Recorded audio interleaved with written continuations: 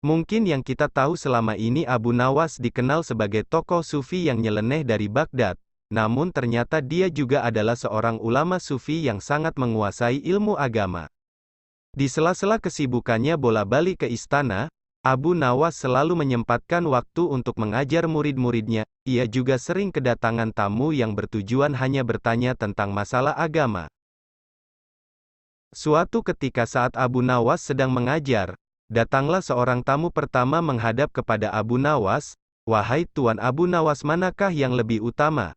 Orang yang mengerjakan dosa-dosa besar atau orang yang mengerjakan dosa-dosa kecil?" Abu Nawas menjawab, "Yang lebih utama adalah orang yang mengerjakan dosa-dosa kecil." "Mengapa demikian wahai Tuan Abu Nawas?" tanya tamu itu kembali. "Sebab lebih mudah diampuni oleh Tuhan," balas Abu Nawas. Tamu pertama itu pun merasa puas dengan jawaban Abu Nawas, karena sejatinya ia yakin memang seperti itu. Selanjutnya datang tamu kedua menemui Abu Nawas. Ia juga menanyakan persoalan yang sama. "Wahai Tuan, manakah yang lebih utama, orang yang mengerjakan dosa-dosa besar atau orang yang mengerjakan dosa-dosa kecil?" Abu Nawas menjawab, "Orang yang tidak mengerjakan keduanya." "Mengapa demikian wahai Tuan Abu Nawas?" tanya tamu itu kembali. "Dengan tidak mengerjakan keduanya tentu tidak memerlukan pengampunan dari Tuhan," jawab Abu Nawas. Tamu kedua itu pun bisa menerima dan memahami atas jawaban Abu Nawas itu. Tidak lama berselang, datang tamu ketiga menemui Abu Nawas. Tamu tersebut juga menanyakan hal yang sama. "Wahai Tuan Abu Nawas, manakah yang lebih utama, orang yang mengerjakan dosa-dosa besar atau orang yang mengerjakan dosa-dosa kecil?" Abu Nawas menjawab, "Orang yang mengerjakan dosa-dosa besar." "Mengapa demikian wahai Tuan Abu Nawas?" tanya tamu itu kembali. "Sebab pengampunan Allah kepada hambanya sebanding dengan besarnya dosa hamba itu," jawab Abu Nawas.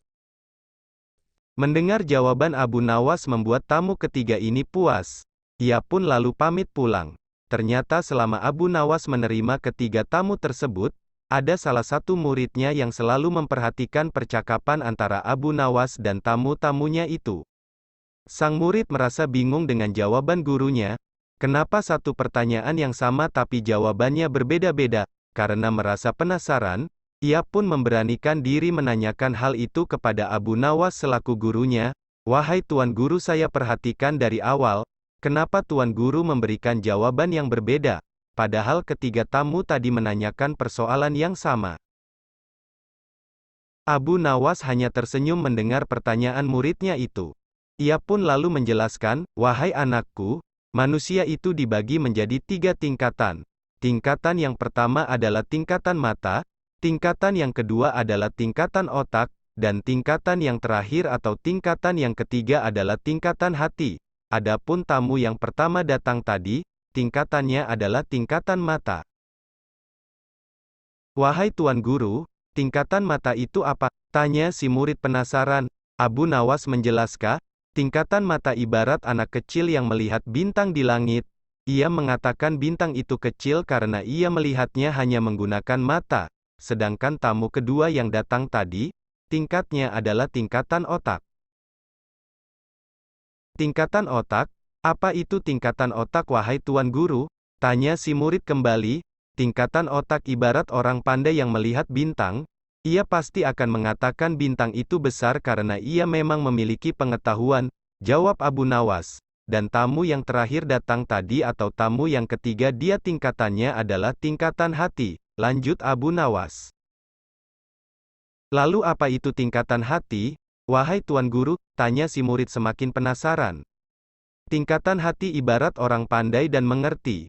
Ia melihat bintang di langit, ia tetap akan mengatakan bintang itu kecil walaupun ia tahu bahwa bintang itu sebenarnya adalah besar.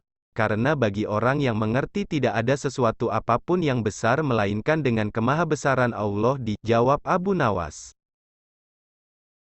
Setelah mendengar semua penjelasan gurunya itu, si murid menjadi paham kalau gurunya memberi jawaban sesuai dengan kapasitas si penanya. Itulah kenapa satu pertanyaan menghasilkan 3 jawaban yang berbeda. Nah, kawan-kawan semua, beginilah kecerdasan Abu Nawas. mampu menyelesaikan masalah-masalah yang dihadapinya, juga ilmu beliau sangatlah besar, hingga dengan mendengar kisahnya kita paham apa yang belum kita mengerti. Maka kawan-kawan semua, jangan lupa subscribe channel ini, dan tekan loncengnya, supaya mudah mendapatkan sejarah populer lainnya. Agar bertambah ilmu pengetahuan kita, admin pamit dulu sampai jumpa kembali.